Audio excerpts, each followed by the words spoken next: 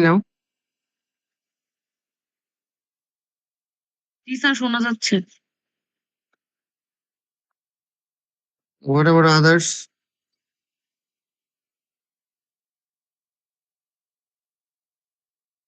Sir শোনা যাচ্ছে sir.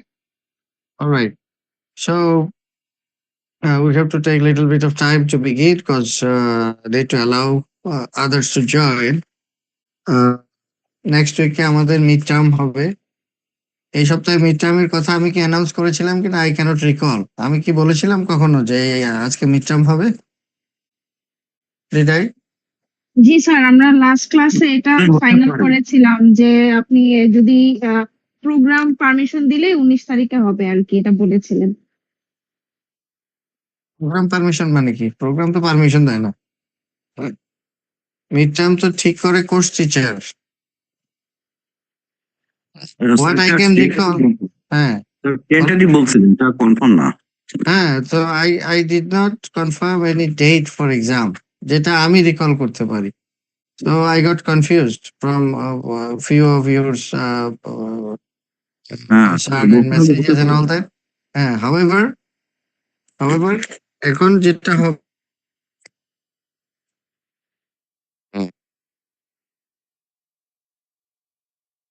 যেটা হবে সেটা হচ্ছে আমাদের নেক্সট উইকে পরীক্ষা হবে এবং সিলেবাস হচ্ছে প্রথম দুইটা chapter 1 and 3। Chapter 1 such introductory aspects এবং চ্যাপ্টার 3 হচ্ছে the marketing environment। সো এই দুইটা চ্যাপ্টারের উপর আমাদের পরীক্ষা হবে। বা আমরা চাইলে এই চ্যাপ্টার এড করে নিতে পারি যেহেতু আজকে আমাদের ক্লাস হচ্ছে, বাট এই চ্যাপ্টার শেষ করা যাবে না অফকোর্স আজকে। Okay, anyway, so this chapter is leveraging marketing information to gain customer insights. Okay, so এখানে সবার প্রথমে আমরা যে জিনিসটা ডিসকাস করবো সেটা হচ্ছে marketing information and customer insights জিনিসটা আসলে কি। অলরাইট, সো কাস্টমার ইনসাইটস কি আসলে? কাস্টমার ইনসাইটস হচ্ছে বেসিক্যালি, আমরা থিওরিটিক্যালি বলি যে fresh and deep insights into customer needs and wants. However কাস্টমারের যে কোনো বিষয়ে, শুধু নিডস এন্ড ওয়ান্টস না, অন্য যে কোনো বিষয়, তার পারচেজ বিহেভিয়ার, তার ইন্টেনশন, তার যে কোনো কিছু নিয়ে আমাদের যখন একটা ডিপ আন্ডারস্ট্যান্ডিং ডেভেলপ করে, ওকে, সেটা হচ্ছে basically insights regarding various aspects of customer. So basically বিভিন্ন ধরনের মার্কেটিং ইনফরমেশনের বেসিসে আমাদের কাস্টমারদের ব্যাপারে ইনসাইটসটা ডেভেলপ করে। ওকে, তাহলে এখানে সার্টেন থিংস আছে, কিছু information we get from various sources. আমাদের যে সমস্ত এক্সিস্টিং ডেটাবেজ আছে সেখানে অনেক তথ্য আমরা পাই, নাম্বার ওয়ান। নাম্বার টু হচ্ছে আমাদের যে সমস্ত সিস্টেমস আছে, টুলস আছে, সেখানে অনেক ধরনের ডেটা জেনারেট হয় এবং সেই ডেটাগুলো বা কনজিউমারদের বিভিন্ন ধরনের বিহেভিয়ার, যেমন purchase behaviour, usage behaviour, spending behaviour, so এই জিনিসগুলো we can track. So there are many different types of data as such captured by various tools and systems. ওকে, এবং এখানে কিছু ডিফিকাল্ট টু অবটেইন ডেটা থাকে এবং এই difficult to obtain ডেটাগুলো আসলে খুবই ইম্পর্টেন্ট। হ্যাঁ, সহজে যে ডেটাগুলো পাওয়া যায় না কাস্টমারদের ব্যাপারে, হ্যাঁ, কাস্টমারদের ভেরিয়াস বিহেভিয়ার সম্পর্কে সোজা কথা। সো সেই ডেটাগুলো সম্পর্কে আমরা যত বেশি জানতে পারবো, যত বেশি সেই ডেটাগুলো বেসিস আমাদের আন্ডারস্ট্যান্ডিংটা ডেভেলপ করতে হবে, ততই আমাদের কাস্টমারদের ব্যাপারে ইনসাইটটা ততই রিচ হবে, ততই ডিপ হবে। সো আমাদের পারপাসটা আলটিমেটলি হচ্ছে to develop fresh and deep insights into customer needs and wants for that matter. Marketing primarily কাজ করে কাস্টমার নিডস এন্ড ওয়ান্টস নিয়ে, সো কাজেই সেখান থেকে আমাদের শুরুটা। বাট আমি যেটা বললাম একটু আগেও যে এখানেই শেষ না, আরো অনেক কিছু আছে যেটা আমাদেরকে আসলে জানতে হয় বিভিন্ন কারণে, বিশেষ করে to take various marketing actions and decisions. আর ডিফিকাল্ট টু অবটেইন যে বিষয়গুলো আছে সেগুলো বিভিন্নভাবে আমাদেরকে রিসার্চ ড্রিভেন অথবা ইন্টেলিজেন্স ড্রিভেন বিভিন্ন ধরনের টুল ক্যাপচার করতে হয়। আর customer insights primarily not derived from more information but better information and more effective use of existing information. মানে যত বেশি তথ্য থাকবে তত বেশি আমরা রিচ কাস্টমার ইনসাইটস ডেভেলপ করতে পারবো। ব্যাপারটা ওইভাবে আসলে ঘটে না। রেদার আমাদের আন্ডারস্ট্যান্ডিংটা আমরা কিভাবে এনশিওর করছি by utilizing those information in a better way. Okay, so সেটা হচ্ছে মোর ইম্পর্টেন্ট। কাজেই ফোকাসটা আমাদের থাকে ওই জায়গাটা। ওকে, সো কোম্পানিজ আর ফর্মিং কাস্টমার ইনসাইট টিমস। বিভিন্ন অর্গানাইজেশনে আপনি গেলে দেখবেন যে প্রত্যেকটা অর্গানাইজেশনে বিভিন্ন ধরনের এফোর্ট থাকে। কারো হয়তো মার্কেটিং রিসার্চ টিম আছে, সেটার ভিতরে কাস্টমার ইনসাইটস নিয়ে কাজ করার বা কাস্টমার এক্সপেরিয়েন্স নিয়ে কাজ করার বিভিন্ন টিম থাকে, কাস্টমার এক্সেলেন্স নিয়ে কাজ করার টিম থাকে। So various types of teams. Okay, so সেই টিম গুলো ডেডিকেটেডলি কাজ করে টু ডেভেলপ কাস্টমার ইনসাইটস। এবং এই ইনসাইটসটা ডেভেলপ করার জন্য শুধু যে কাস্টমার সার্ভিস অ্যালোন কাজ করে নট নেসেসারিলি, বা মার্কেটিং একাকি কাজ করে not that. Rather, it includes all company functional areas primarily and use various insights to create more value for their customers. And also, uh, customer control could be a problem for that matter. So, এই বিষয়গুলোকে যদি আমরা consider করি তাহলে typically যে কোনো অর্গানাইজেশনে কাস্টমারদের সম্পর্কে ইনসাইটস ডেভেলপ করার জন্য কন্ট্রিবিউশনটা আসলে বিভিন্ন কর্নারস্টোন থেকে আসে। এবং যেহেতু আমরা এখন ডেটা ড্রিভেন একটা যুগে আমরা প্রবেশ করেছি, সো প্রত্যেকটা অর্গানাইজেশনই প্রচুর ডেটা নিয়ে কাজ করে। কাস্টমার রিলেটেড ডেটা, দেয়ার ইউসেজ, দেয়ার ডেমোগ্রাফিক্যাল ডেটা, দেয়ার স্পেন্ডিং প্যাটার্ন, দেয়ার হ্যাবিট, এভরিথিং, মানে সবকিছু লার্জলি ডেটা ড্রিভেন। সো এই ডেটাটা বিভিন্ন সোর্স থেকে বিভিন্ন ভাবে আসছে, বিভিন্ন সিস্টেম টুলস এর মাধ্যমে কোম্পানি আসলে এই ডেটাটাকে রিচ করছে। And then how to utilize those data eventually to develop such rich, thick and deep insights. So that is the ultimate. Okay. So এখন কিছু ডেটা অর্গানাইজেশন কন্ট্রোল, কিছু ডেটা কাস্টমার কন্ট্রোল। এখন যে ডেটাগুলো customer control সেগুলো অনেক সময় একটু problematic হতে পারে to develop insights regarding the customers, কারণ সেগুলোকে কালেক্ট করা sometimes can be very challenging, বা to gain access to those sources. Okay, so company control যে ডেটাগুলো আছে সেগুলোতে অফকোর্স কোম্পানি বিভিন্ন ভাবে ম্যানিপুলেট করতে পারে, ইউজ করতে পারে, অ্যানালাইজ করতে পারে। আর এখন অ্যানালিটিক্স এর যুগ যেহেতু বিভিন্ন ভাবে ক্যালিব্রেশনের সুযোগ আছে। সো অনেক ভাবে সেগুলোকে নিয়ে ডিল করার সুযোগ আছে। আচ্ছা, মার্কেটিং ইনফরমেশন এবং কাস্টমার ইনসাইটস এর কথা বলতে গেলে এমআইএস এর কথা অটোমেটিক্যালি চলে আসে। MIS as such marketing information system. Okay, normally আমরা এমআইএস বলতে ম্যানেজমেন্ট ইনফরমেশন সিস্টেমস বুঝি, বাট এখানে এই চ্যাপ্টারে আমরা এমআইএস বললে আমরা মেইন করব marketing information system. So what is marketing information system? First of all, marketing information system basically is a continuing and interacting structure of people, structure, equipments, and procedures primarily to collect, sort, analyze, evaluate, and distribute various types of information which are pertinent, timely, and accurate. Okay, so this is what marketing information systems primarily focused on. এবং সে কেন pertinent, timely, and accurate information নিয়ে কাজ করে, যাতে করে এমন ভাবে সেগুলোকে প্রসেস করা যায়, অ্যানালাইজ করা যায়, ইফেক্টিভ মার্কেটিং ডিসিশন মেকিং এর জন্য সেগুলোকে ইউটিলাইজ করা যায়, রাইট? সো এমআইএস তাহলে কি করছে প্রাইমারিলি? এমআইএস প্রাইমারিলি যেটা করছে যে it consist of people and procedures for a number of activities, primarily beginning with assessing the information needs. Okay, কোন ধরনের ইনফরমেশন নিডস আসলে আমাদের আছে। তারপর হচ্ছে ডেভেলপিং নিডেড ইনফরমেশন, সেই ইনফরমেশনকে ডেভেলপ করা বিভিন্ন ভাবে। ওকে, বিভিন্ন টুলস, ইকুইপমেন্ট বা রিসার্চ ড্রিভেন বিভিন্ন অ্যাভিনিউ বিভিন্নভাবে যেভাবে ডেভেলপ করা দরকার, and helping decision makers use the information for customer.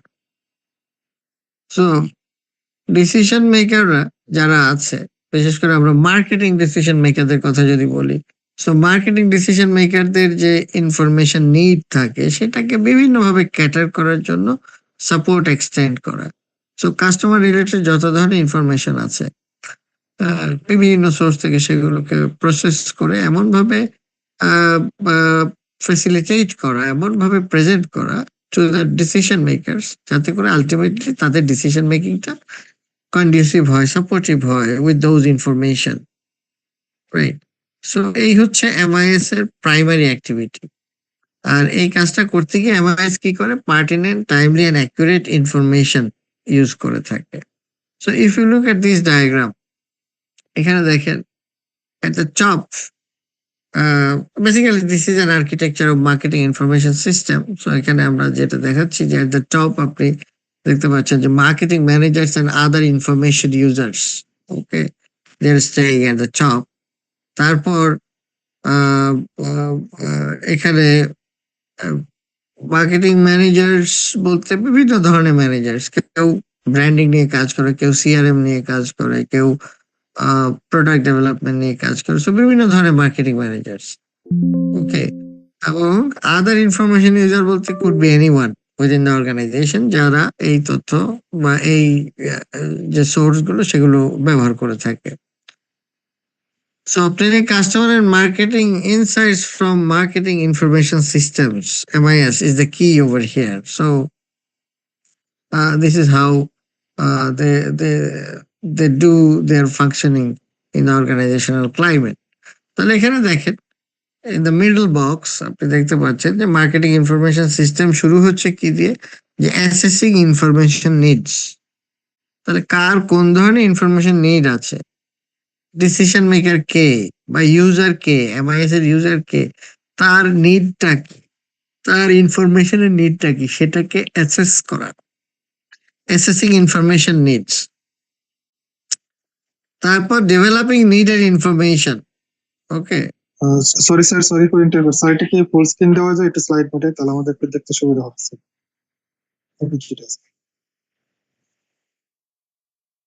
Small স্ক্রিনে থাকলে ফুল স্ক্রিন করলেও কিন্তু লাভ হবে না, কেমন? ওকে, এখন কি বেটার হয়েছে? জি স্যার, একটু বেটার। Thank you sir. আচ্ছা, তাহলে অ্যাসেসিং ইনফরমেশন নিডস এর পরে হচ্ছে আমাদের ডেভেলপিং নিডেড ইনফরমেশন।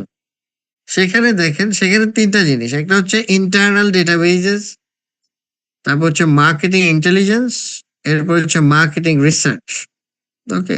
সো এই তিনটা খুব ব্রড এরিয়া যেগুলো সম্পর্কে আমাদের ডিটেইল নলেজ দরকার। ইন্টারনাল ডেটাবেজ বললে যেমন আমাদের যে কোনো কাজেরই ইন্টারনাল ডেটাবেজ আছে, যেমন কোম্পানিতে সেলস ডেটাবেজ আছে, মার্কেটিং ডেটাবেজ আছে, যে কোনো ধরনের ডেটাবেজ এটা উদাহরণ হতে পারে। সেলস ডেটাবেজের উদাহরণ আমি যদি বলি যে আমার প্রতিদিন কি পরিমাণে সেল হচ্ছে, রিজিওনালি কত সেল হচ্ছে, এরিয়া ওয়াইজ কত সেল হচ্ছে, টেরিটরি ওয়াইজ কত সেল হচ্ছে, অথবা কর্পোরেট সেলস, স্পেশালাইজ সেলস, প্রত্যেকটা ক্ষেত্রে প্রত্যেকটা উইং কি পরিমাণে সেল তারা করছে সেটা সমস্ত ডেটা কিন্তু প্রতিদিন ডেটাবেজে যাচ্ছে। অথবা আপনি যদি weekly, monthly, bi monthly, quarterly, annual সব ধরনের রিপোর্টিং এর কথা বলেন, সমস্ত কিছু কিন্তু এই ডেটাবেজে আছে।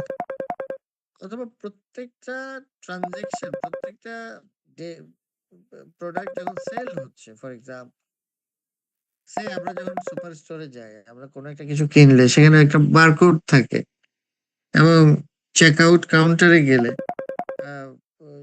চেক আউটে যে কাস্টমার সার্ভিস এজেন্ট থাকে তারা কি করে, তারা সেটাকে স্ক্যান করে। সো বারকোডটাকে স্ক্যান করার পর কি হচ্ছে, একটা ডেটা জেনারেট হচ্ছে, তাই না? এই ডেটাটা জেনারেট হচ্ছে যে এই প্রোডাক্টটার কোডটা কি, এটার স্টকে, এটা স্টক ডিটেলস, এটার প্রাইস এবং সমস্ত কিছু টোটাল একটা ডেটা, একটা টোটাল রো, একটা বড় একটা রো অফ ডেটা জেনারেট হয়ে যাচ্ছে এই স্ক্যানিং এর সাথে সাথে, এবং এটাকে সেল দেখাচ্ছে এই প্রোডাক্টটাকে। তো এই ডেটাটা পুরোটাই আমার ডেটাবেজে চলে যাচ্ছে, রাইট? তাহলে এভাবে আপনি যদি ইন্ডিভিজুয়াল প্রোডাক্ট থেকে শুরু করে প্রত্যেকটা আইটেম চিন্তা করেন, তাহলে সবকিছু কিন্তু আমার ডেটাবেজে চলে যাবে এবং কোনো কিছুই ডেটাবেজে বাইরে যাওয়ার কোনো সুযোগ নাই।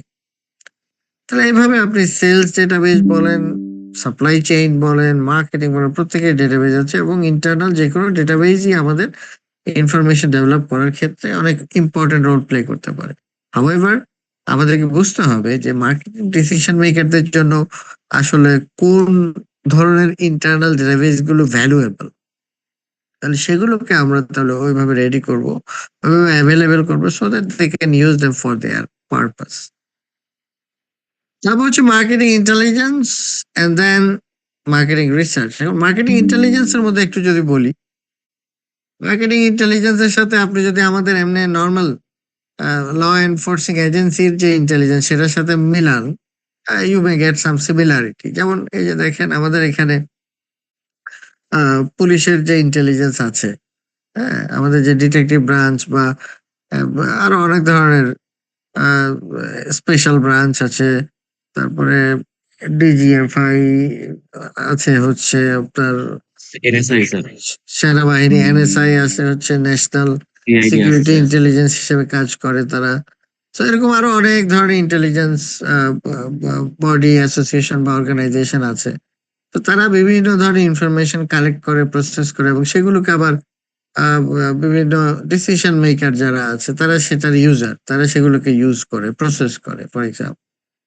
সিমিলারলি মার্কেটিং এ যদি আমাদের এরকম ইন্টেলিজেন্স থাকে, সে আমাদের যদি মার্কেটিং রিপ্রেজেন্টেটিভ থাকে এই ধরনের, যারা আমাদেরকে ফিল্ড ইনফরমেশন দিবে, সে কম্পিটিটরদের কি কি প্রোডাক্ট বাজারে আছে, তারা কত প্রাইসে সেল করছে, বা হোলসেল প্রাইস কত, রিটেল প্রাইস কত, কোন প্রোডাক্টটা কিরকম প্রেফার করছে কাস্টমাররা, বা গ্রাউন্ড রিয়েলিটি কি বিভিন্ন জায়গায়, কাস্টমারদের রিয়াকশন, রিটেলারদের রিয়াকশন, হোলসেলারদের রিয়াকশন।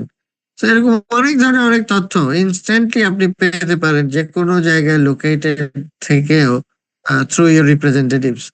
সো এটা এক ধরনের ইন্টেলিজেন্স প্র্যাকটিস, ফর এক্সাম্পল। আবার মিস্ট্রি শপিং বলে একটা কথা আছে। মিস্ট্রি শপিং হচ্ছে যে আপনি যদি ক্রেতা সেজে কোথাও যান, কোনো শপে অথবা কোনো সেল সেন্টারে গেলেন অথবা সার্ভিস সেন্টারে গেলেন সার্ভিস নেওয়ার জন্য, to see or to experience their sales or their service, যাতে করে আপনি ইভ্যালুয়েট করতে পারেন যে তারা যে স্ট্যান্ডার্ড মেনটেন করে যেভাবে সার্ভ করার কথা কাস্টমারদেরকে সেভাবে সার্ভ করছে কিনা, বা যেভাবে সেল করার কথা সেভাবে সেল করছে কিনা। কিছু প্যারামিটার ধরে, কিছু ক্রাইটেরিয়া আপনি যদি ওখানে জাজ করার জন্য বা ইভ্যালুয়েট করার জন্য এভাবে ক্রেতা সেজে যান এবং করেন, then you got to know about those things. তাহলে এই যে মিস্ট্রি শপিং করা, মিস্ট্রি শপাররা, they can be a good source of marketing intelligence. তো এভাবে আরো অনেক ধরনের উদাহরণ আছে মার্কেটিং ইন্টেলিজেন্সের।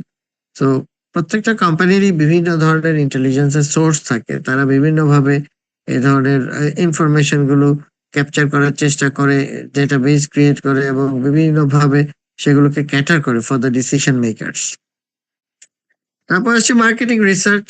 সো কন্টিনিউয়াসলি যে কোনো অর্গানাইজেশন মার্কেটিং রিসার্চ করে থাকে, primarily to know about customer needs and wants. Okay, এবং সেটাকে এক্সটেন্ড করলে আসলে শুধু কাস্টমার নিডস এন্ড ওয়ান্টস এর মধ্যে সীমাবদ্ধ থাকে না, আরো অনেক ধরনের অনেক কিছু জানার জন্য, বোঝার জন্য আসলে আমরা কি করি, আমরা মার্কেট রিসার্চ করে থাকি, মার্কেটিং রিসার্চ করে থাকি। তাহলে মার্কেটিং রিসার্চের অনেকগুলো ইন্টারেস্টেড এরিয়া থাকতে পারে যেগুলোর উপরে অর্গানাইজেশন গুলো ফোকাস করে। যেমন টিপিক্যালি আমি যদি বলি, কোম্পানি প্রথমে স্টাডি করে দেখে যে কাস্টমারদের নিডস এন্ড ওয়ান্টস কি। আচ্ছা, যখন কোম্পানি জেনে গেল ওকে কাস্টমারদের নিডস এন্ড ওয়ান্টস হচ্ছে এগুলো, তাহলে ওই অনুযায়ী যদি প্রোডাক্ট বা সার্ভিস ক্যাটার করতে চায়, তাহলে প্রোডাক্টের আইডিয়া সম্পর্কে প্রিটেস্ট করার জন্য আবার রিসার্চ করতে হয়। প্রিটেস্ট করে দেখলো কোন আইডিয়াটা আসলে কাস্টমাররা পছন্দ করবে। তো যে আইডিয়াটা মনে হচ্ছে কাস্টমাররা পছন্দ করবে ফ্রম দ্য রিসার্চ এক্সপেরিয়েন্স, সেই আইডিয়াটা নিয়ে হয়তো কোম্পানি সামনের দিকে গেল। তারপর এটার ফিচার্স, স্পেসিফিকেশন, প্রত্যেকটা জিনিসের জন্য আসলে আরো অনেক ধরনের রিসার্চ প্রয়োজন হয়। সো কন্টিনিউয়াসলি একটা প্রোডাক্ট ইনিশিয়েট করার অনেক আগে থেকে শুরু করে, বা কাস্টমারের এই প্রোডাক্টের জন্য নিড আছে কিনা সেটা জানা থেকে শুরু করে, আলটিমেটলি এই প্রোডাক্টটাকে কমার্শিয়ালাইজ করার পরে সেই প্রোডাক্টটা ইউজ করে কনজিউম করে কাস্টমাররা স্যাটিসফাইড না ডিস্যাটিসফাইড সেটা জানা এবং ওভারঅল পারফরমেন্স ট্র্যাক করা, এগুলো সবকিছুর জন্য continuously you need to have research effort. তাহলে মার্কেটিং রিসার্চ অনেক ওয়াইডার একটা বিষয় এবং সেখানে ফোকাস থাকাটা খুবই গুরুত্বপূর্ণ, বিশেষ করে যারা হাই পারফর্মিং অর্গানাইজেশন হতে চায় তাদের জন্য পার্টিকুলারলি ইম্পর্টেন্ট, রাইট? তাহলে আমরা আমি যদি রিকল করি যে we begin with assessing information needs, then we develop the needed information. এখন ডেভেলপিং নিডেড ইনফরমেশনের মধ্যে তিনটা জিনিস আমরা বলছি: internal databases, marketing intelligence, then marketing research. এরপরে আমরা কি করছি? We are analysing and using those information, right? Primarily কারা? আমরা বলতে primarily marketing decision makers and could also include other information users. Okay, দুইটাই হতে পারে, রাইট? এরপর নিচে দেখেন বটমে আমার কি আছে যে মার্কেটিং এনভায়রনমেন্ট। মার্কেটিং এনভায়রনমেন্টের মধ্যে অনেক কিছু থাকে। আমরা গত ক্লাসে এক্সটার্নাল এবং ইন্টারনাল অর্গানাইজেশন পড়েছি মার্কেটিং এর, সো উই নো যে বিভিন্ন ধরনের অ্যাক্টরস এন্ড ফোর্সেস এর কম্বিনেশন। সো এখানে সেই জিনিসগুলোকে এখানে একটু হাইলাইট করা হয়েছে যে target markets, marketing channels, competitors, publics, macro environmental forces, সেগুলো সবকিছু মার্কেটিং এনভায়রনমেন্টের মধ্যে আছে। সো এবং you can see two way links, সব জায়গাতে গ্রিন লিঙ্ক দেখতে পাচ্ছেন। Everywhere there are two way links. So প্রত্যেকের সাথে প্রত্যেকের টু ওয়ে লিঙ্ক খেয়ে যাচ্ছে এখানে। So this is how marketing information system works and collects information, processes information, and prepares information and databases ready for use by the decision makers, marketing decision makers primarily, right? So এখন আমরা একটু ডিটেইলে যদি যাই, প্রথমে যেটা ছিল যে assessing marketing information needs, right? Marketing information needs the first step বা বিগিনিং যেটা আর কি। তো সেখানে MIS কি করে? MIS provides information to the company's marketing and other managers, external partners, for example, suppliers, resellers, marketing service agencies, etc., etc. ওকে, এবং সেটার মাধ্যমে আলটিমেটলি কি হচ্ছে তাহলে যে যার যে ধরনের তথ্য দরকার, যে ধরনের তাহলে সেটাতে ফোকাস করা যাচ্ছে এবং অ্যাকর্ডিংলি সামনের দিকে প্রসিড হওয়া। ওকে, যাতে করে আলটিমেটলি তাদের যে ধরনের নিড, তাদের যে ধরনের ইনফরমেশন নিড সেটা যেন ফুলফিল করা যায়। So what should be the characteristics of a good MIS দেন? কারণ MIS বিভিন্ন ধরনের ইনফরমেশন জেনারেট করছে, বিভিন্ন ধরনের ডেটা নিয়ে কাজ করছে, বাট প্রত্যেকটা ডেটাবেস, প্রত্যেকটা ডেটা যে একদম অ্যাবসলিউটলি একটা মানে বেস্ট পসিবল রিসোর্স হিসেবে ডেভেলপ করা হচ্ছে, ব্যাপারটা তো এরকম না আসলে। আর বিভিন্ন ধরনের ইনফরমেশন আমরা উই কাম অ্যাক্রস এবং সেগুলোকে আমরা বিভিন্নভাবে প্রসেস করি এবং সেখানের মধ্যে সবকিছু প্রায়োরিটি একই লেভেলের না, সবকিছুর প্রতি ইন্টারেস্ট কোম্পানির সেম লেভেলের না। তো কাজে ওখানে অনেকগুলো বিষয় আছে যেগুলোকে কনসিডার করতে হয় আমাদের। However, we have to focus on maintaining the characteristics of a good MIS, যাতে করে আমাদের এই ইনফরমেশনটা সবার জন্যই ইউজেবল একটা ফর্মে আমরা নিয়ে আসতে পারি এবং ক্যাটার করতে পারি। সো এই ক্ষেত্রে characteristics of a good MIS এর ক্ষেত্রে যেটা, we try to balance what the information users would like to have against what they need and what is feasible to offer. তাহলে এই দুইটার মধ্যে আমাদের ট্রেড অফ করতে হয় একটু, রাইট? সো ইউজারদের নিডটা তাহলে বোঝাটা খুব ইম্পর্টেন্ট যে ইউজারদের আসলে নিডটা তারা কি চায়, তাদের কোন ধরনের MIS দরকার, কোন ধরনের ডেটা দরকার এবং হোয়াট ক্যান উই ক্যাটার। আমাদের যে সিস্টেম, আমাদের যে প্রসেস, আমাদের যে ক্যাপাসিটি সেই অনুযায়ী দ্য অর্গানাইজেশন উই আর, তাহলে আমাদের পক্ষে কোন ধরনের এমআইএস অফার করা সম্ভব। তাহলে এমআইএস এর অফার এবং ইউজারের নিড এই দুইটার মধ্যে একটা ব্যালেন্স করতে পারলে then we can ensure good MIS in place, right?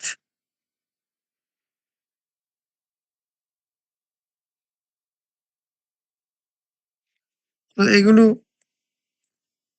Next যেটা যে ডেভেলপিং মার্কেটিং ইনফরমেশন যে স্টেপটা, সেটাতে আমরা যখন চলে আসি, আমি একটু পিছনে গিয়ে আবার আপনাদেরকে রিকল করাই যে প্রথম স্টেপটা কি ছিল, অ্যাসেসিং ইনফরমেশন নিডস, তারপর হচ্ছে developing information, developing needed information, এবং সেখানে তিনটা জিনিস আমরা বলেছিলাম, ইন্টারনাল ডেটাবেস, মার্কেটিং ইন্টেলিজেন্স এবং মার্কেটিং রিসার্চ।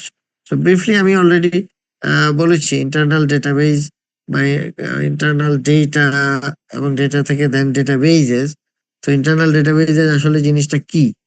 সো ইন্টারনাল ডেটাবেজের উদাহরণ হিসেবে আমি সেলস এর ডেটাবেজের কথা বলেছিলাম। So internal databases are basically electronic collections of consumer and market information obtained from data sources within the company network. Okay. For example, sales data, for example, marketing data, customer service related or customer complaint related data. So there are many examples of internal data as such internal databases, right? Then marketing intelligence, যেটা already আমরা কিছুটা জানি। So এখানে আরেকটু detail যে marketing intelligence basically is the systematic collection and analysis of publicly available information about consumers, competitors, and developments in the marketplace. Okay. যে কোনো একটা সম্পর্কে বা সবগুলো সম্পর্কেই হতে পারে বা কম্বিনেশন, বিভিন্ন কম্বিনেশন হতে পারে। তাহলে ডেটা কালেকশনটা এখানে সিস্টেমেটিক্যালি করতে হয় এবং এখানে সেই ডেটাগুলোর অ্যানালাইসিসটা খুবই গুরুত্বপূর্ণ, যে কিভাবে আমরা অ্যানালাইজ করছি।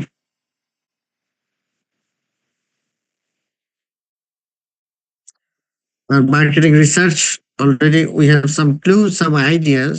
However, marketing research is the systematic design, collection, analysis, and reporting of data relevant to a specific marketing situation facing an organization. ওকে, তো এখানে তাহলে রিসার্চ বা মার্কেটিং রিসার্চ আমরা যদি বলি, এখানে মূল বিষয়টা কি? রিসার্চের মাধ্যমে আমরা আসলে একটা সিস্টেমেটিক এনকোয়ারি করতে চাই, সিস্টেমেটিক এনকোয়ারি, এবং সেটা করার মাধ্যমে we want to create knowledge, knowledge create করতে চাই, নতুন নলেজ সৃষ্টি করতে চাই, we want to advance knowledge. তো সেটা হচ্ছে আমাদের মেইন পারপাস। এবং এটা করতে গিয়ে তাহলে আমরা কি করি? আমরা systematic design, collection, analysis and reporting of data relevant to a specific marketing situation facing an organization, তো সেটাতে আমরা ফোকাস করি।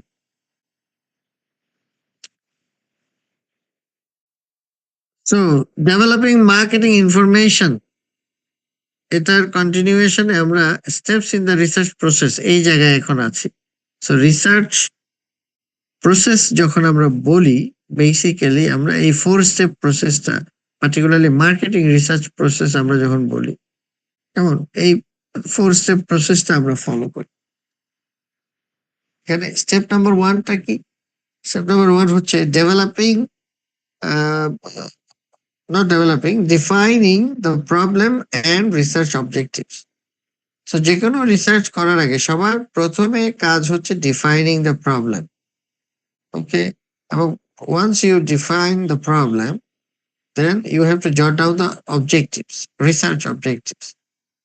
তারপর স্টেপ নাম্বার 2 হচ্ছে developing the research plan for collecting information. এটা হচ্ছে স্টেপ নাম্বার 2। ওকে, এখানে আমরা কি করছি? এখানে আমরা প্ল্যান করছি ফর কালেক্টিং ডেটা। এখানে কালেক্টিং ইনফরমেশন লেখা আছে যদিও, বাট প্রাইমারিলি আমরা যখন কালেক্ট করি, উই কালেক্ট প্রাইমারিলি ডেটা। এবং ইনফরমেশন আমরা কালেক্ট করি, হাউএভার মেইনলি আমরা কালেক্ট করি data. And there is a difference between data and information. এরপর হচ্ছে স্টেপ নাম্বার 3, সেটা হচ্ছে ইমপ্লিমেন্টিং দ্য রিসার্চ প্ল্যান। তাহলে এখানে ইমপ্লিমেন্ট করতে গিয়ে আমরা আসলে কি করছি? যে ডেটাটা আমরা কালেক্ট করেছিলাম আগে, সেটাকে আমরা এখন অ্যানালাইজ করছি। So we are analyzing the data. তারপর last step, interpreting and reporting the findings.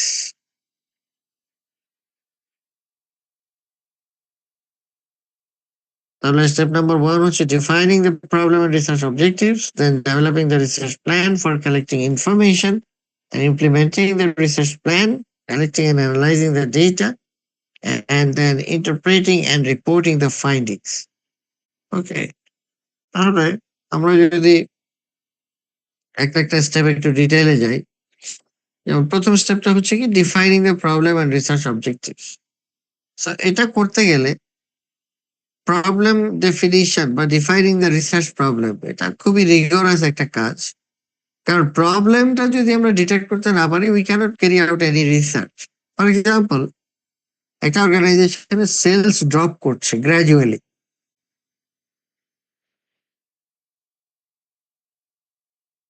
Every quarter by quarter sales drop করছে অনেকদিন ধরে, এবং কোম্পানি এই এক্সপেরিয়েন্সটা করার পরে নেক্সট কোম্পানি যে বিষয়টা যে কেন সেলস ড্রপ করছে এইভাবে সে কারণগুলো জানা দরকার। এবং তারা যদি কারণগুলো জানতে পারে বা না পারে তাহলে সেক্ষেত্রে তাদের কি করণীয়? They have to go for research to find out what are the reasons. Okay, কিছু রিজন হয়তো স্ট্রেট ফরওয়ার্ড জানা যাবে, যে ডেটাবেস থেকে বা ইন্টারনাল রেকর্ডস থেকে, এবং রিটেলার হোলসেলারদের সাথে কথা বললে বা তাদের রেকর্ডস থেকে, তো বিভিন্ন কিছু। আর অন্যান্য তথ্যগুলো জানার জন্য company has to go for research. সে কাস্টমারদেরকে সার্ভে করলে, ইন্টারভিউ করলে, তাদেরকে জিজ্ঞেস করলে যে why you are not buying our products anymore, অথবা এখন কম কেন কিনছে বা this that. So we got to do about the reasons.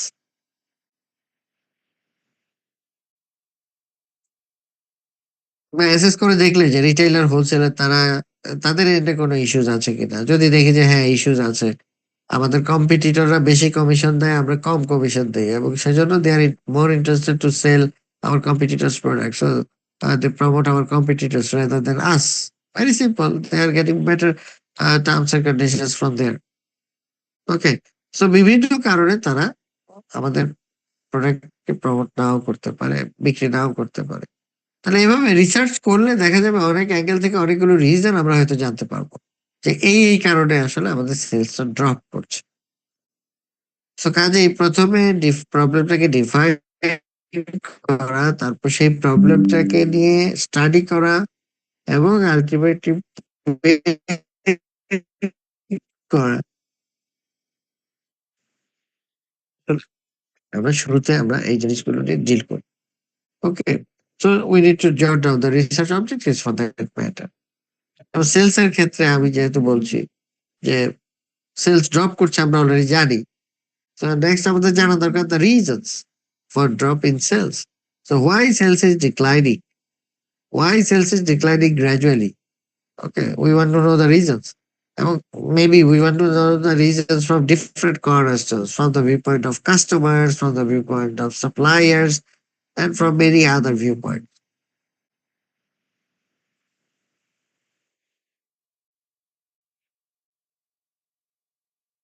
এখন আমরা একটু পজ দিতে হবে, এখানে একটু আজান হচ্ছে, মেকিং লিটল নয়েজ, কাজেই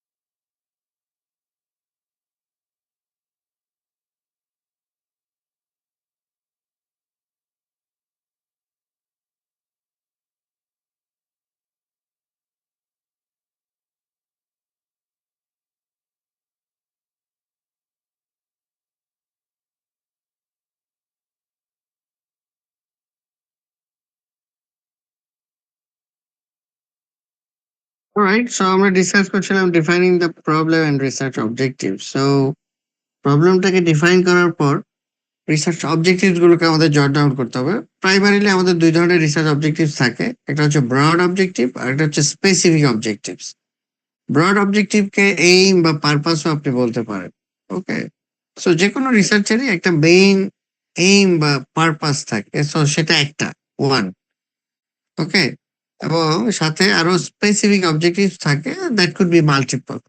নর্মালি আমরা সাধারণত স্পেসিফিক অবজেক্টিভ বললে 3 to 5 অবজেক্টিভস এর মধ্যে আমরা স্টিক থাকতে চাই, কারণ অনেক বেশি অবজেক্টিভ হয়ে গেলে সেগুলোকে অ্যাচিভ করা আবার খুবই চ্যালেঞ্জিং হয়ে যাবে। So rather you focus on limited number of specific objectives. So this is how we jot down. Okay, আর এখানে আপনারা ভেরিয়াস টাইপস অফ রিসার্চ দেখতে পাচ্ছেন। ওকে, প্রথমটা হচ্ছে exploratory research, second descriptive research, third হচ্ছে কজাল রিসার্চ। এক্সপ্লোরেটরি রিসার্চ কোনটা?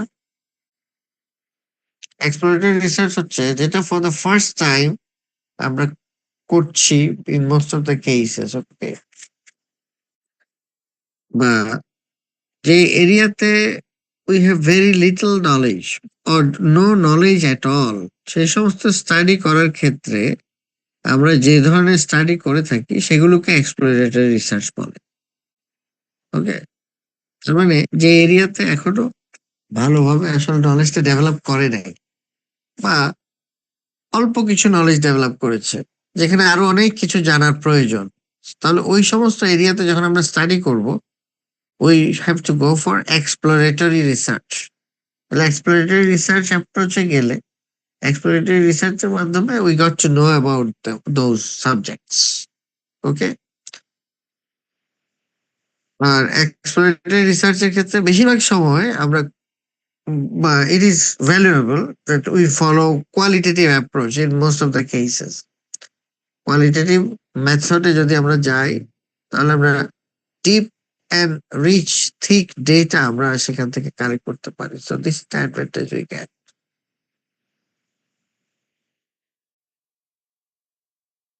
Exploratory পরে হচ্ছে ডেসক্রিপটিভ রিসার্চ। ডেসক্রিপটিভ রিসার্চ হচ্ছে কি? ডেসক্রিপটিভ রিসার্চ হচ্ছে যে সমস্ত বিষয়ে we have some ideas.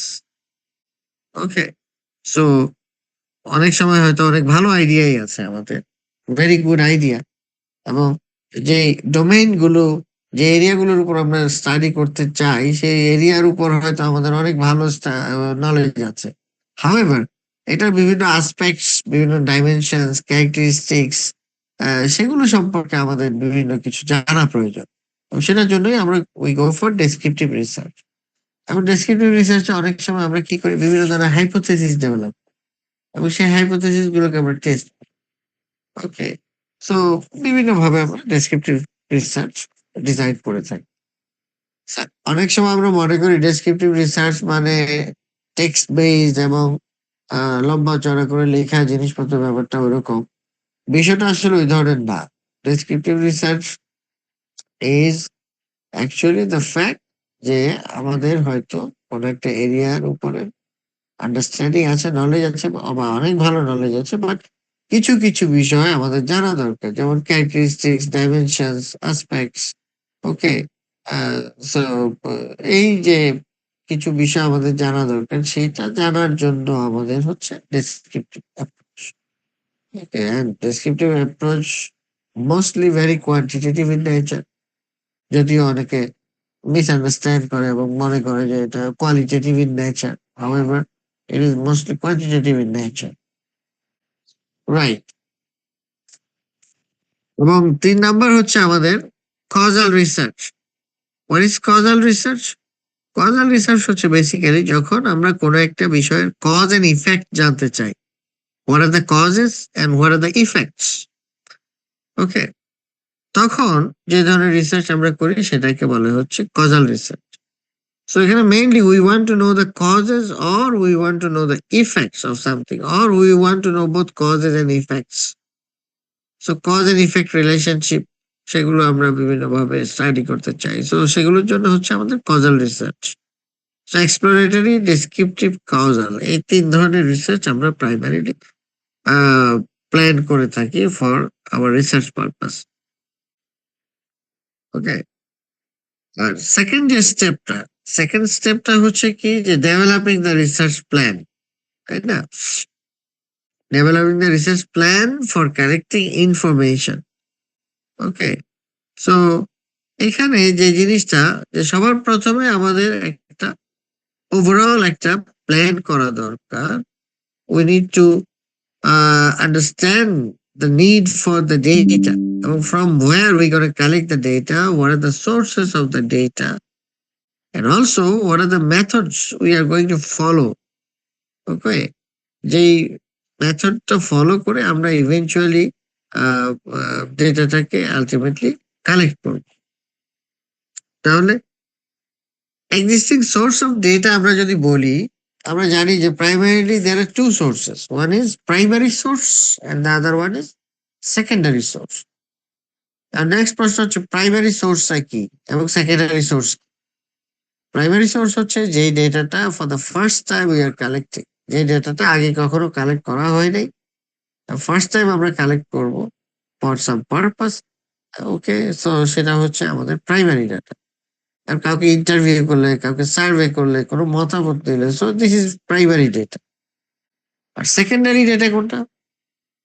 Secondary data হচ্ছে যেই ডেটাটা previously for some other purposes we have collected and which is already available in the public domain, okay, for use. তো সেটাকে আমরা বলছি কি? সেটাকে আমরা বলছি সেকেন্ডারি ডেটা। তাহলে সেকেন্ডারি ডেটাটা বিভিন্ন সোর্সে অলরেডি অ্যাভেলেবল এবং সেটাকে আমরা বিভিন্নভাবে ব্যবহার অলরেডি করছি এবং আরো করতে পারি, এবং দোজ আর ওপেন। অ্যাক্সেসিবিলিটিটা নট লিমিটেড, রেদার অ্যাক্সেসিবিলিটিটা সবার জন্যই ইকুয়াল, রাইট? সব পাবলিক ডোমেইনে অ্যাভেলেবল। তাহলে যে কোনো স্টাডিতেও either we can use primary source or we can use secondary source or we can use both primary and secondary sources of data, right? We can use both primary and secondary sources of data.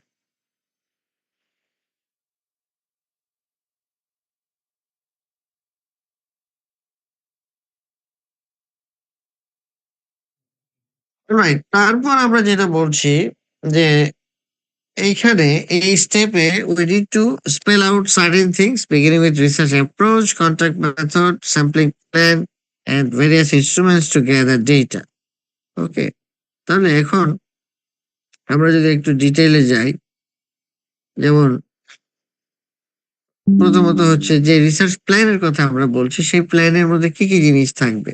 যেমন এখানে শুরু হচ্ছে management problem দিয়ে, management problem থেকে দেন আমরা যাচ্ছি কোথায়, দেন আমরা যাচ্ছি research objectives, information needed, then how the results will help management decisions, and also we pinpoint the budget itself, because budget is also very important part of the entirety of the plan. ওকে, এবং যে কোনো research করার ক্ষেত্রে বাজেটটা খুবই গুরুত্বপূর্ণ একটা বিষয়, কারণ রিসার্চ করতে গেলে আমাদের অনেক বাজেট প্রয়োজন হয় এবং বাজেটটা ইউটিলাইজ করাটা কতটা জাস্টিফাইবল সেটাও আমাদেরকে চিন্তা করতে হয়। কাজেই সবকিছু মিলে আমাদের ডিসিশন নিতে হবে। সো ম্যানেজমেন্ট প্রবলেমটা রিসার্চ প্রবলেমের সাথে কানেক্টেড। আর প্রথম স্টেপে আমরা বলেছি কি যে ডিফাইনিং দ্য রিসার্চ প্রবলেম। তাহলে রিসার্চ প্রবলেমটাকে যখন আমরা ডিফাইন করে ফেলবো, সেই রিসার্চ প্রবলেমটাকে আমার ম্যানেজমেন্ট প্রবলেমে ট্রান্সলেট করতে হবে। Okay, this is what we have to do. তাহলে আমরা প্রথমে কি করব, যে রিসার্চ প্রবলেমটা আমরা ফার্স্ট স্টেপে আইডেন্টিফাই করেছি সেটাকে আমরা ম্যানেজমেন্ট প্রবলেমে কনভার্ট করবো। So what is the management dilemma, what management should focus on now. Okay, তাহলে translating the research problem into management problem, এটা হচ্ছে প্রথম কাজ। এরপরে রিসার্চ অবজেক্টিভস এবং কি ধরনের ইনফরমেশন আমাদের দরকার এবং how we gonna collect them এবং কি ধরনের রেজাল্টস উই গোনা গেট এবং সেগুলো কিভাবে ডিসিশন মেকার থেকে হেল্প করবো, ওই বিষয়গুলো সম্পর্কে আমরা জট ডাউন করি বা ভাবনা চিন্তা করি, অ্যান্ড ইনক্লুডিং দ্য বাজেট, যেটা একটু আগে বলছিলাম। ওকে, সো মোটামুটি ভাবে এই জিনিসগুলো থাকতে হবে রিসার্চ প্ল্যানে এবং সেখানে ডিটেইলিং করতে হবে স্পেসিফিক টু দ্য রিসার্চ, যে কোনটার ক্ষেত্রে কি ধরনের ডিটেইল আসবে। প্রাইমারি সেকেন্ডারি সোর্স আমরা অলরেডি ডিসকাস করে ফেলেছি, so you already know about it, যে সেকেন্ডারি সোর্স বা প্রাইমারি সোর্স কাকে বলে এবং কোত্থেকে আমরা এই ডেটাটা কালেক্ট করব। আর প্রাইমারি ডেটা কালেক্ট করতে গেলে আমাদেরকে এই জিনিসগুলো ঠিক করতে হবে। Okay, research approach, contact method, sampling plan, research instruments, etcetera etcetera. Okay, তাহলে রিসার্চ অ্যাপ্রোচের মধ্যে অনেক ধরনের অ্যাপ্রোচ আছে। ওকে, যেমন এখানে কয়েকটা রিসার্চ অ্যাপ্রোচের কথা বলা হচ্ছে। এই রিসার্চ অ্যাপ্রোচ গুলোকে আবার ডেটা কালেকশন মেথড হিসাবেও বিভিন্ন জায়গায় আলোচনা করা হয়। সো দুইটা একই ধরনের বিষয়, রাইট? সো এখানে যে অ্যাপ্রোচ বলতে যে বিষয়গুলো, যেমন প্রথমটা হচ্ছে অবজারভেশনাল রিসার্চ। এটা একটা ইম্পর্টেন্ট রিসার্চ অ্যাপ্রোচ, যে আমরা অবজারভেশনের মাধ্যমে যে ডেটা কালেক্ট করি সেটাকে আমরা বলি কি observational research. So this involves gathering primary data by observing relevant people, actions, situations or subjects. Okay. যেমন আপনাকে যদি আমি কোনো একটা জিনিস অবজার্ভ করতে বলি, আপনাকে বললাম যে ঢাকা সিটির ট্রাফিক সিচুয়েশনটাকে অবজার্ভ করেন ডেইলি, ওকে, উইকলি, মান্থলি, অথবা প্রতিদিন অবজার্ভ করেন ভেরিয়াস টাইমে, peak hour, off peak hour, okay, very off peak hour, okay, night, day, বিভিন্ন টাইমে আপনি অবজার্ভ করে ইউ টেক নোটস যে what you are going to get. তাহলে কোন একটা স্কোয়ারে যদি আপনি দাঁড়ান, সে গুলশানে দাঁড়ালেন, অথবা আপনি ফার্ম গেটের কোন একটা পয়েন্ট শাহবাগে দাঁড়ালেন, দাঁড়িয়ে আপনি যদি প্রতিদিন আধা ঘন্টা অবজার্ভ করেন, what you gonna get, what you see, অনেক ধরনের অনেক অবজারভেশন দেখবেন যে আপনার উঠে আসে। এবং দোজ ক্যান বি ইন্টারেস্টিং। সেটার যদি প্যাটার্নটা আপনি দেখেন, সেটার মধ্যে যা যা জিনিস থাকবে, সেটা those can be very very interesting. এবং সেখান থেকে অনেক important information, important insights develop করা যেতে পারে, যে প্যাটার্নটা কি, কি ধরনের সিচুয়েশন হয়, কোন কোন ধরনের প্রবলেম হয়, মানুষ কি করে, বা ভেরিয়াস মোডস অফ ট্রান্সপোর্ট তারা কি করে, কিভাবে তারা আসলে বিচরণ করে, কোন ধরনের সমস্যার সৃষ্টি করে কিনা, করলে কিরকম। So you got to know about many things, right?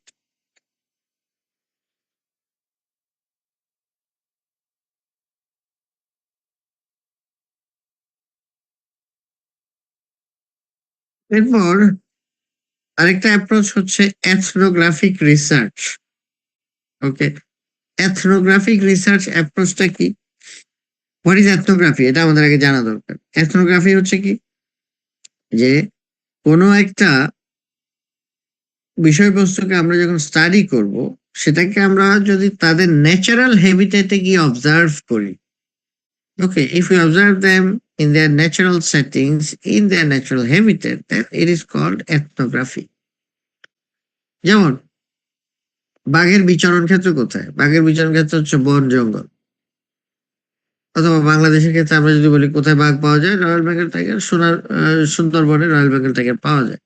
তাহলে রয়্যাল বেঙ্গল টাইগারের উপর কোনো স্টাডি করতে গেলে এথনোগ্রাফি করে আমাদেরকে কোথায় যেতে হবে? We have to go to Khulna, Sundarbans.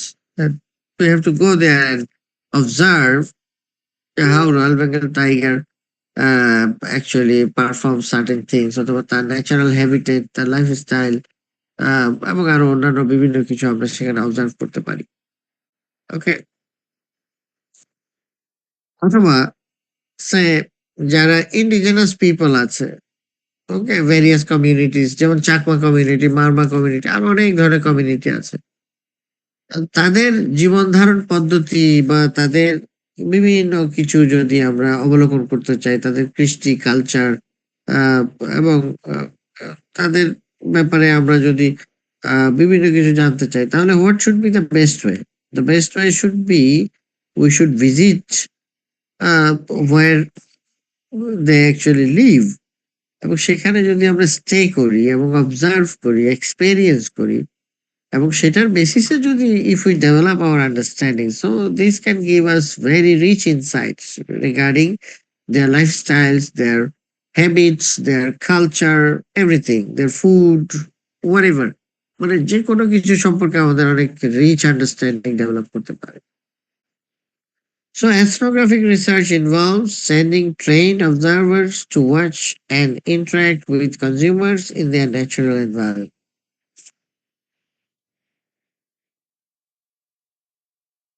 Right. So sending trained observers to watch and interact with consumers in their natural environment. So generally মূল যে বিষয়টা এখানে যে তাদের ন্যাচারাল এনভায়রনমেন্টে তাদেরকে অবজার্ভ করা। ওকে, ওই কথাটাই হাইলাইট করতে চাচ্ছিলাম। This is more important.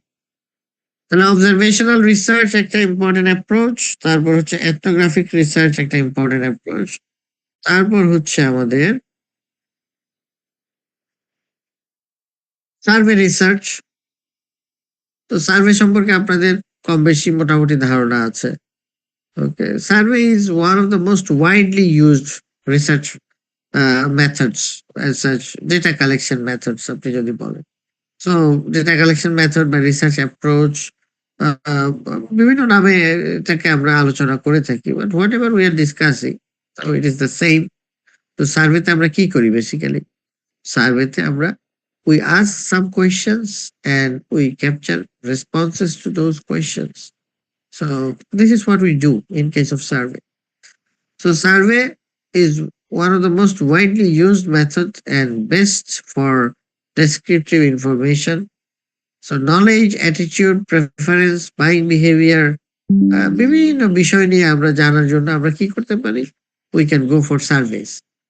তো সার্ভের জন্য আমরা ছোট ছোট প্রশ্ন সাধারণত আমরা করে থাকি।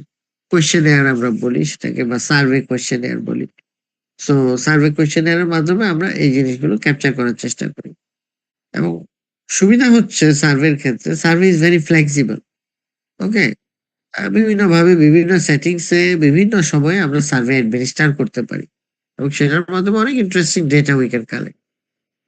এবং people may have may exhibit various or mixed type of responses to the survey situations. অনেকে হয়তো সার্ভেতে পার্টিসিপেট করতে আগ্রহী নাও হতে পারে। Okay, they may deny or unwilling to answer. Okay, so this is very much possible. And sometimes they may give misleading or pleasing answers. এটাও হতে পারে। সার্ভেতে অনেক সময় দেখা যায় আমরা স্কেলিং করে যদি কোনো ইনসাইটস ক্যাপচার করতে চাই, 1 থেকে 5, 1 মানে হচ্ছে সবচেয়ে কম, 5 মানে হচ্ছে বেশি। ওকে, তো অনেক সময় সবাই 1 দিয়ে যায় অথবা 5 দিয়ে যাচ্ছে, এরকম একটা টেন্ডেন্সি অনেক সময় দেখা যায়। So sometimes they try to mislead.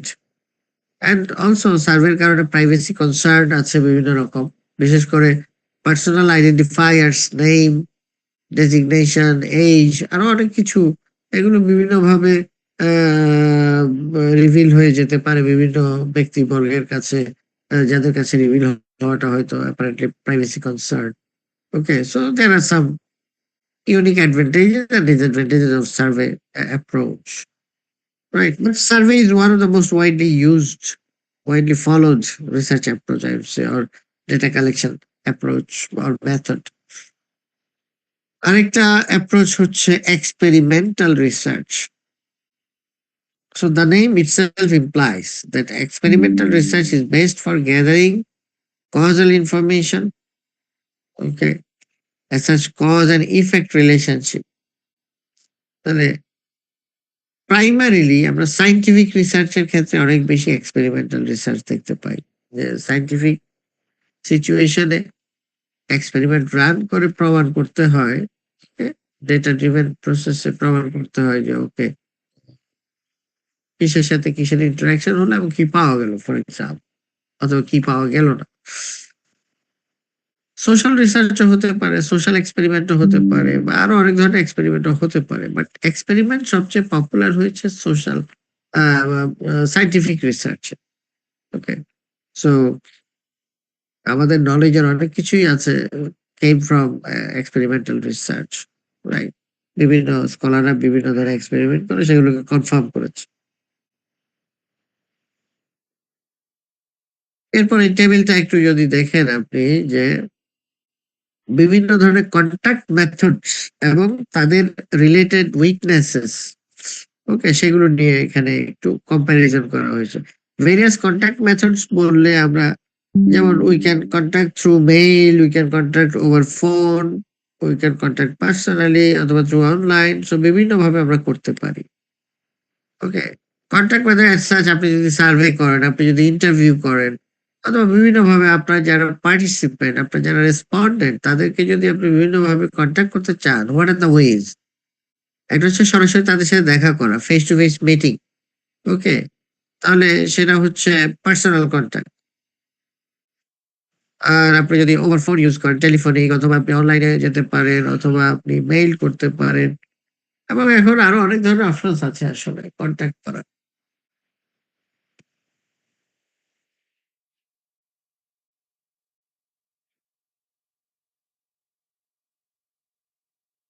এখন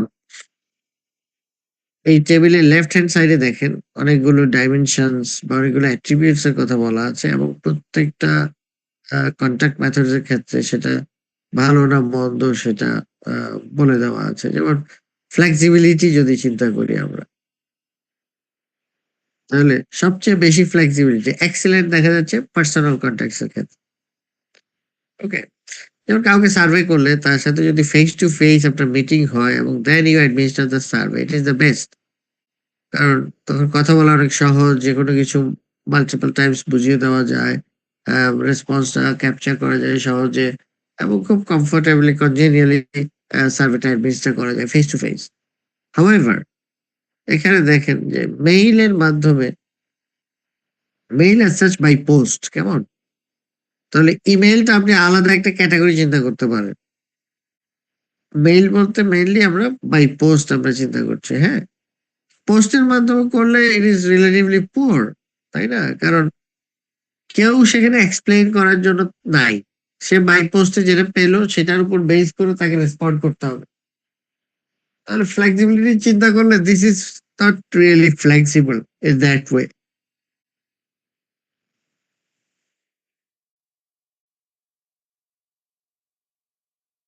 ওকে, সো এইভাবে প্রত্যেকটা ক্যারেক্টারিস্টিক্স এর ক্ষেত্রে ফ্লেক্সিবিলিটি পরে quantity of data collected, control of interviewer effects, control of sample, speed of data collection, response rate, cost.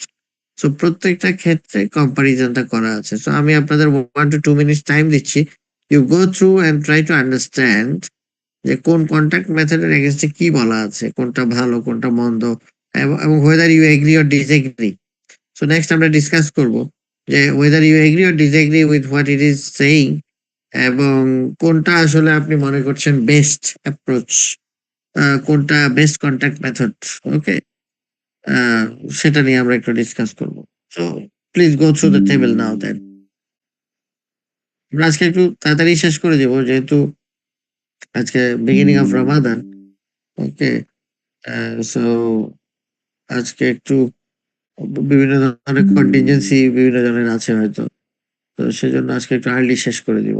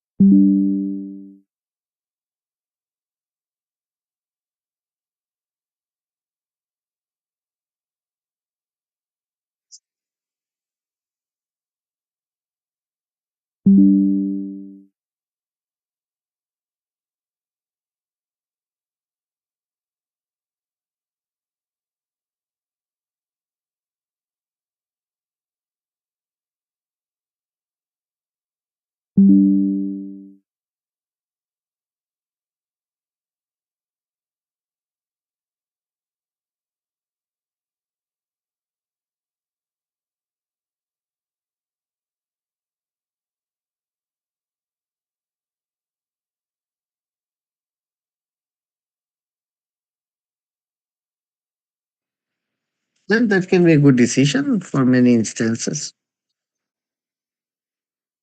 ওকে, তারপরে হচ্ছে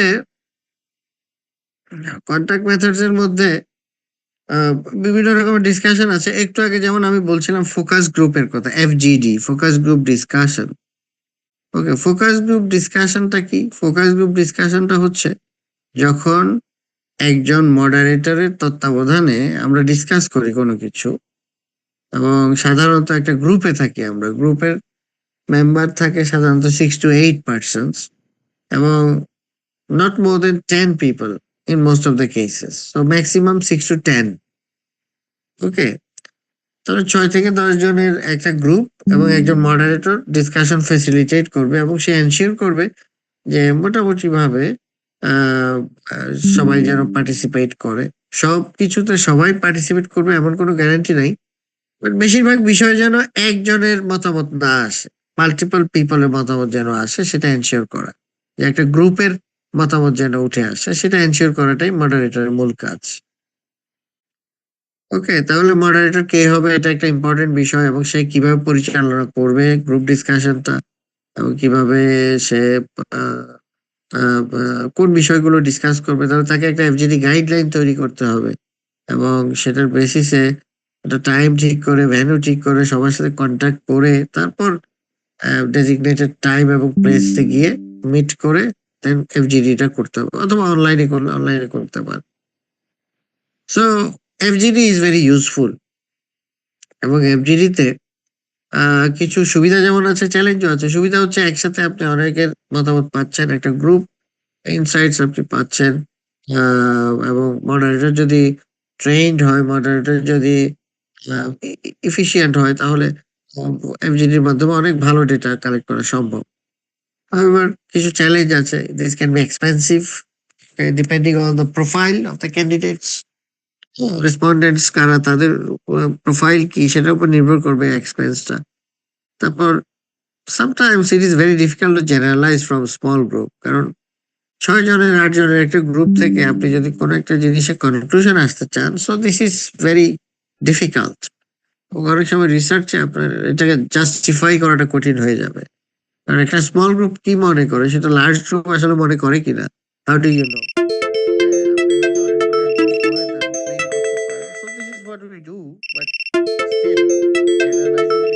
চ্যালেঞ্জ। তারপরে আরেকটা জিনিস হচ্ছে, সবাই সবসময় ওরকম ওপেন এবং অনেস্ট হয় না। ওকে, অনেক সময় অনেক কিছু হয়তো I don't believe, but I say that I believe that. So এই যে প্রবলেমটা, এই প্রবলেমটা অনেক সময় থেকে যায়, তাই না? আর গ্রুপে কথা বলতে গেলে আরেকজন এক কথা বললে, অনেক সময় আমি একটা জিনিস না করলেও অনেক সময় আমি দেখা যাচ্ছে যে I am saying that I do that thing as well. So এরকম মিসলিড হতে পারে অনেক সময়। সো এই প্রবলেম গুলো থাকে, রাইট? আর বিভিন্ন ধরনের কন্টাক্ট মেথডস এর মধ্যে online marketing research, internet surveys, online panels, online experiment, click stream data, online focus groups, so অনেক কিছু আসতে পারে। কেমন? সো এখানে অনলাইন মার্কেটিং রিসার্চ,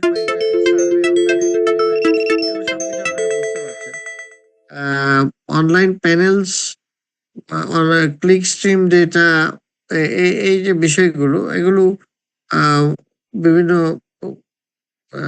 সিস্টেমের সাথে রিলেটেড, এবং সেটার মাধ্যমে বিভিন্ন ধরনের কনজিউমার প্যানেল ডেটা, অথবা কনজিউমারদের বিভিন্ন ধরনের usage behaviour related, spending pattern related, অথবা আরো অন্যান্য বিভিন্ন ধরনের তো নির্ভর করবে হচ্ছে কোন ধরনের ডেটা আসলে আমাদের প্রয়োজন, কি ধরনের অ্যানালাইসিস আমরা করব, সেটার উপর আমরা ঠিক করব আমরা আসলে কতটা অনলাইন বা ইন্টারনেট বেসড সোর্সে যাব, অথবা কতটা ফেস টু ফেস কন্টাক্ট মেথডসে যাব। ওকে, সো কাজেই of course face to face contact মেথডসে বিভিন্ন ধরনের অ্যাডভান্টেজ আছে, আবার অনলাইন সোর্সের বিভিন্ন ধরনের অ্যাডভান্টেজ আছে। আবার সিস্টেম জেনারেটেড, সিস্টেম বেসড বিভিন্ন ডেটা, যেমন ক্লিক স্ট্রিম ডেটা যেটা আমরা বলছি, it is a system generated data collection, তাহলে সেগুলোরও বিভিন্ন ধরনের অ্যাডভান্টেজ আছে। অথবা মোবাইল ফোনের ক্ষেত্রে আমরা যদি বলি যে কনজিউমারদের যে সিডিআর, কল ডিটেলস রেকর্ডিং, সেটা কিন্তু একটা important source of data for the telecom operator for example. So তারা সেখান থেকে কিন্তু অনেক কিছু তাদের বিভিন্ন ধরনের অ্যাকশনস এবং ডিসিশনস এর ক্ষেত্রে তারা কিন্তু ওই ইনসাইট গুলো কাজে লাগায়। So this is very interesting for them, যদি তাদের কথা আমরা চিন্তা করি। সো কাজেই অনলাইন অ্যাডভান্টেজের কিছু সুবিধা অসুবিধা আছে। এখানে ব্রিফলি সুবিধা এবং অসুবিধাগুলোকে বলা হচ্ছে। সুবিধা তো আমরা বুঝতেই পারছি যে এখানে খরচ খুবই কম, স্পিড পাওয়া যায় অনেক, কারণ এট এ টাইম অনেক ডেটা আমরা কালেক্ট করতে পারি বিভিন্নভাবে। আমাদের নেটওয়ার্ক যদি ওয়াইডার হয়, আমরা যদি ওয়েল কানেক্টেড হই, তাহলে অনলাইন সার্ভে, অনলাইন বিভিন্ন অ্যাপ্রোচে আমরা কিন্তু we can generate handsome data, quality data as well. So স্পিডটা একটা গুরুত্বপূর্ণ বিষয়। রেসপন্স রেটটা হাই হতে পারে যদি আমার নেটওয়ার্কটা ওয়েল স্টাবলিশড হয় এবং কানেক্টেড হয়। ওকে, তারপরে যে সমস্ত লোককে রিচ করাটা খুব ডিফিকাল্ট, তাদেরকে আমরা অনলাইনে অনেক সময় সহজে রিচ করতে পারি। তো এটা একটা ইউনিক অ্যাডভান্টেজ। আর অসুবিধা হচ্ছে ইন্টারনেট অ্যাক্সেসের রেস্ট্রিকশন থাকে অনেক ক্ষেত্রে, বা নেটওয়ার্ক রিলেটেড অনেক ইস্যুস থাকে। আর অপরদিকে কে অ্যান্সার করছে, এটা কি হিউম্যান নাকি বট, চ্যাটবট নাকি রোবট নাকি কি, অনেক সময় কিন্তু ওই প্রবলেমটা আমাদের থাকে।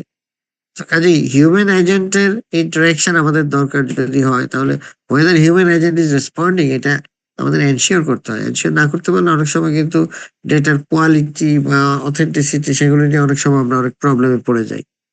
তো এই বিষয়টাও একটা গুরুত্বপূর্ণ অবজারভেশন, রাইট?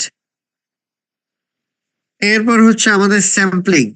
সো স্যাম্পলিংটা নিয়ে আজকে আর ডিসকাস করবো না। স্যাম্পল পর্যন্ত এসে আমরা এখানে স্টপ করলাম।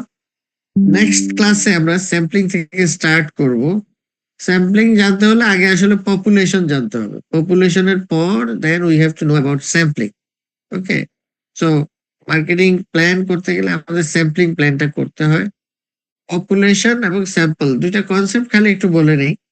পপুলেশন হচ্ছে কি, যে কোনো একটা বিষয়ের উপর আমরা যখন স্টাডি করতে যাব, সেটার এন্টায়ারিটি অফ দ্য রেসপন্ডেন্টসদের ডিটেলস যখন আমার কাছে আছে বা আমি ব্যবহার করছি, তখন I am basically talking about population.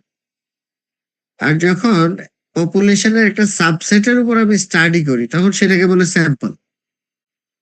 যেমন আপনাদের ক্লাসে principles of marketing section B, এই গ্রুপের উপর আমি যদি কোনো স্টাডি করি, তাহলে আমি যদি সবাইকে যদি আমি সার্ভে করি বা সবাইকে যদি ইন্টারভিউ করি, that is population. I am covering the population if I cover entirety of the respondents.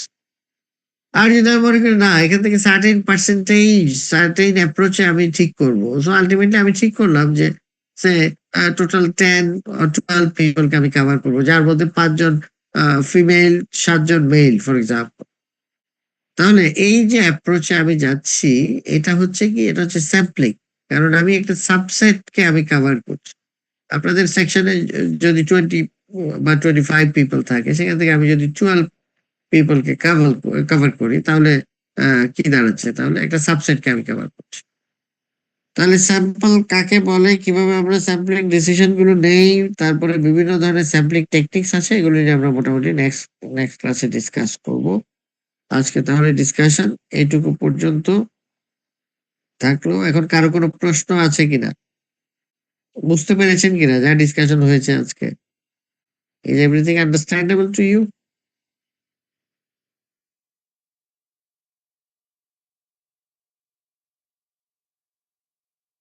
G sir. Yes, sir. There is no question. Okay, যদি কোনো প্রশ্ন না থাকে তাহলে তো খুব ভালো। তাহলে নেক্সট আপনাদের পরীক্ষা হবে, তাহলে পরীক্ষা কিন্তু ফিজিক্যালি হবে। সো আপনাদের ক্লাসরুমে পরীক্ষা হবে এবং টাইম হচ্ছে 4টা থেকে 5টা। সিলেবাস তাহলে চ্যাপ্টার 1 এবং 2, এই চ্যাপ্টার কি থাকবে নাকি বাদ থাকবে? 1 আর 2 থাকবে। প্রথম দুইটা ঠিক আছে, 1 and তাহলে 3 প্রথম দুইটাই থাকলো। চ্যাপ্টার 1 and 2 থাকবে, 4টা প্রশ্ন থাকবে, 3টা প্রশ্ন উত্তর দিতে হবে। স্যার এটা কি 1 and 3 না? 2 তো পড়ানো হয়নি মনে হয়। 1 and 3 আর কি, 1 and 3 বেসিক্যালি।